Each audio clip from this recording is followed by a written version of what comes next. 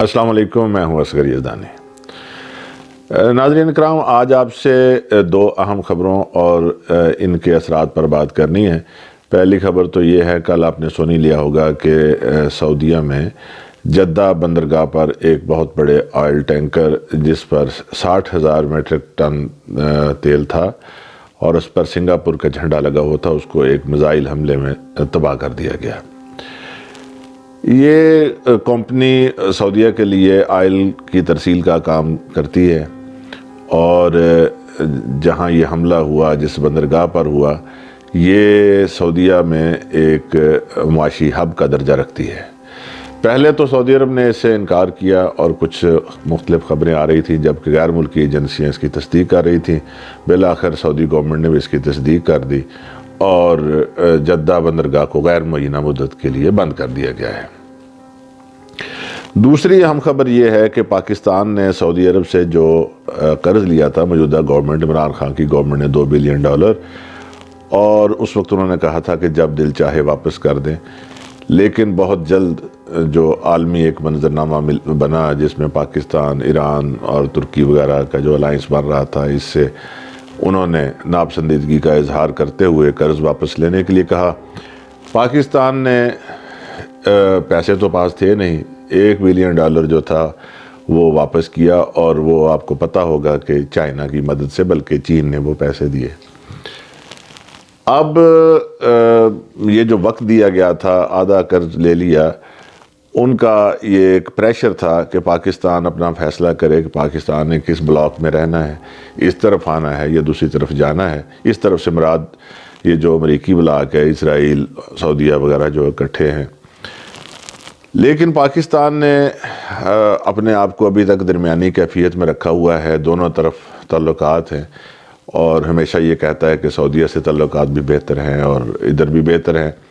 ایسا یہ ہو نہیں سکتا اور چلے گا نہیں، جس کے نتیجے میں اب سعودی عرب نے واضح طور پر کہا ہے کہ جو $1 بلین قرض رہتا ہے، پاکستان اگلے مہینے تک واپس کرے۔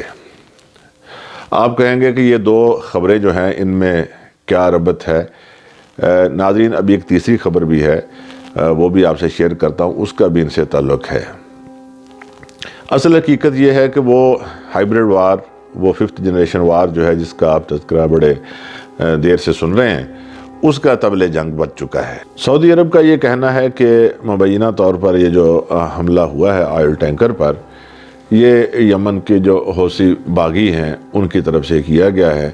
وہ حوثی باغی جن پر الزام ہے کہ ان کو ایران کی پشت پناہی حاصل ہے، اور وہ ایک عرصے سے سعودیہ کا اور دیگر ممالک جو ہیں ان کے ظلم و تشدد کا نشانہ بنتے رہے ہیں، اور یمنی حکومت لاکھوں وہ لوگ جو تھے ان کو ایک عبرتناک موت کا سامنا کرنا پڑا۔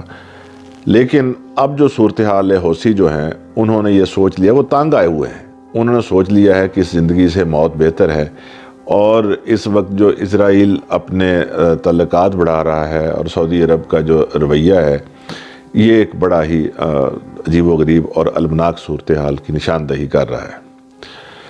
سعودیہ کے جو موجودہ کراؤن پرنس ہیں، MBS جنہیں کہا جاتا ہے، محمد بن سلمان، یہ ایک عجیب و غریب شخصیت ہیں۔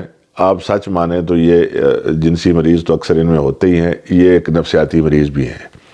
آپ ان کی باتیں سنتے رہتے ہیں تو ان کو خطرات بہت ہیں۔ کبھی یہ کہتے ہیں مجھے اندر سے خطرہ ہے، انہیں اپنے آپ سے بھی خطرہ ہے۔ ان کے بیانات بڑے عجیب و غریب ہوتے ہیں، خاندان میں ان کی بنتی نہیں ہے، خاندان میں بڑی مخالفت ہے، بغاوت کی کئی کوششیں ہو چکی ہیں، بلکہ پچھلے دنوں آپ سنتے رہے ہیں کبھی یہ مر گئے، کبھی خبر آتی تھی یہ ملک چھوڑ گئے، کبھی ایسی باتیں۔ بہت سے اپنے رشتہ داروں کو انہوں نے مقید کر رکھا ہے، جن میں محمد بن نائف بھی ہیں۔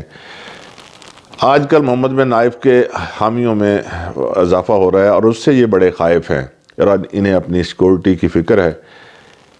اس صورتحال میں ابھی اسرائیل کے جو وزیر اعظم ہیں نیتن یاہو، انہوں نے دورہ کیا اور جو ملاقات کی ہے MBS سے، انہوں نے اس کو مشورہ دیا ہے کہ اپنی سیکورٹی کو بہتر کس طرح بنائیں۔ آپ جانتے ہیں کہ سعودی عرب کے اہم مقامات کی سیکورٹی اور شاہی خاندان کی سیکورٹی ہمیشہ پاکستان کے پاس رہی ہے، پاکستانی افواج اس میں اپنا کردار ادا کرتی رہی ہیں، بلکہ ہر مشکل وقت میں کبھی بیت اللہ پر قبضہ ہوا، کبھی کوئی اور مشکل وقت آیا۔ کویت پر جب حملہ ہوا تھا، عراق نے کیا تھا، اس وقت بھی سعودی عرب کو خطرہ تھا تو پاکستان نے دفاع کیا تھا اس کا۔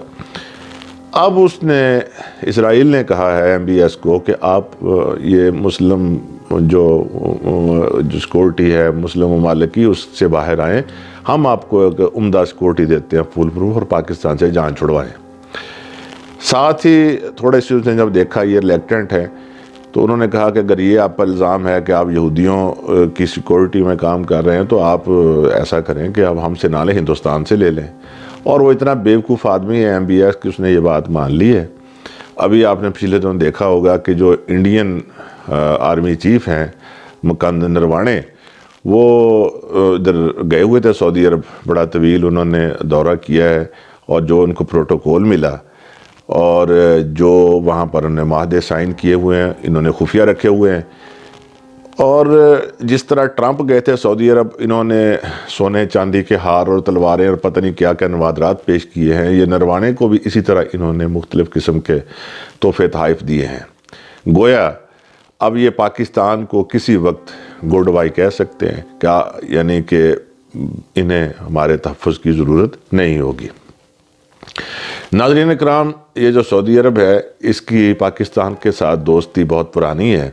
ہمیشہ سعودی عرب نے پاکستان کا مشکل وقت میں ساتھ دیا، اور پاکستان نے بھی ہمیشہ سعودی عرب کا ساتھ دیا ہے۔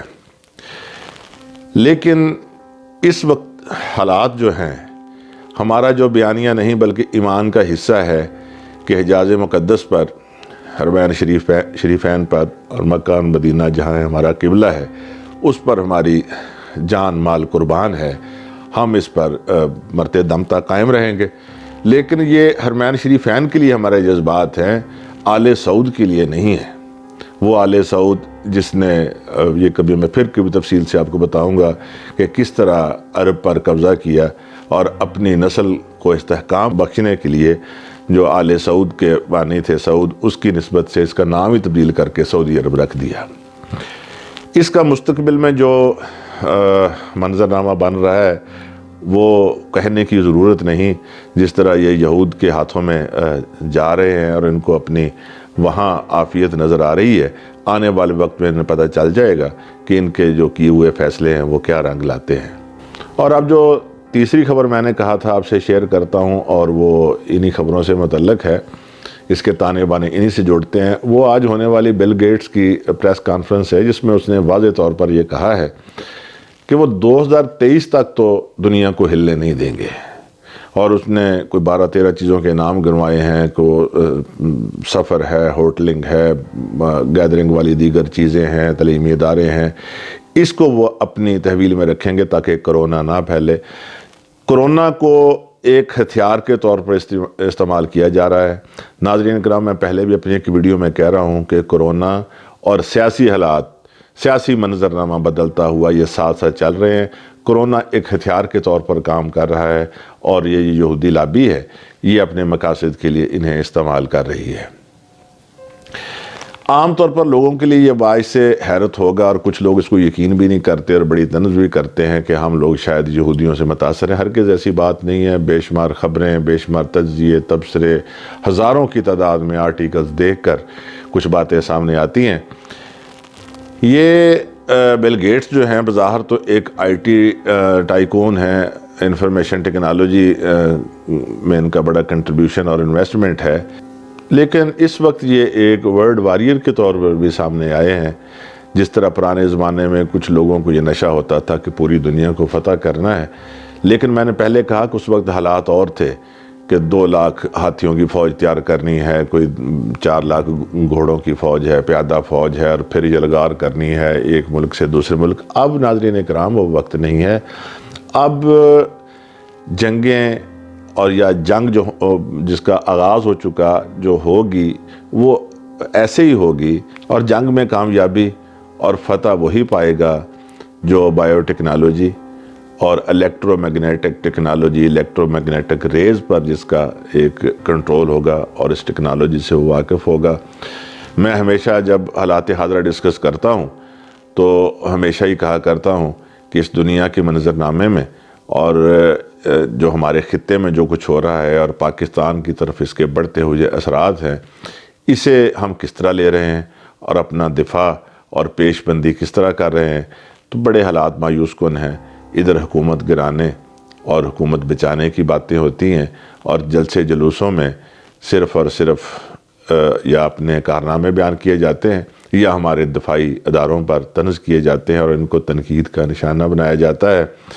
اور حکومتی حلقوں کی طرف بھی کچھ حالات بہتر نہیں ہیں، ادھر بھی بدلتے ہوئے منظرنامے میں جبکہ گریٹر اسرائیل کی باتیں ہو رہی ہیں، یہ نہیں دیکھا جاتا کہ ہم نے کیا کرنا ہے، کس کیمپ میں جانا ہے، کن سے تعلقات بہتر ہیں، بلکہ یہ دیکھا جا رہا ہوتا ہے کہ پالتو کتوں کو مکھن باسی ملا ہے یا تازہ ملا ہے۔ جب میں گریٹر اسرائیل کی بات کرتا ہوں، یہ میری بات نہیں ہے، یہ اسرائیل کا بڑا دیرینہ خواب ہے جسے امریکہ کی آشیرواد حاصل ہے، اور اب سعودی عرب اور بہت سے یہ خلیجی ممالک بھی اس کے ساتھ مل چکے ہیں اور اپنی پیش بندی کر چکے ہیں۔ اور ناظرین اکرام، گریٹر اسرائیل کا جو منصوبہ ہے یہ کوئی اسرائیل اور عرب تک محدود نہیں ہے۔ وہ کہتے ہیں کہ یہ بحیرہ روم سے لے کر دریائے سندھ تک اس کا پھیلاؤ ہے۔ آنے والے وقت میں جب بھی کبھی مشکل وقت آئے گا تو اس کا دفاع ہماری قوم اور یہ بہادر افواج ہی کریں گی۔ اللہ تعالیٰ سب کو سلامت رکھے، اپنا خیال رکھیے، بہت شکریہ۔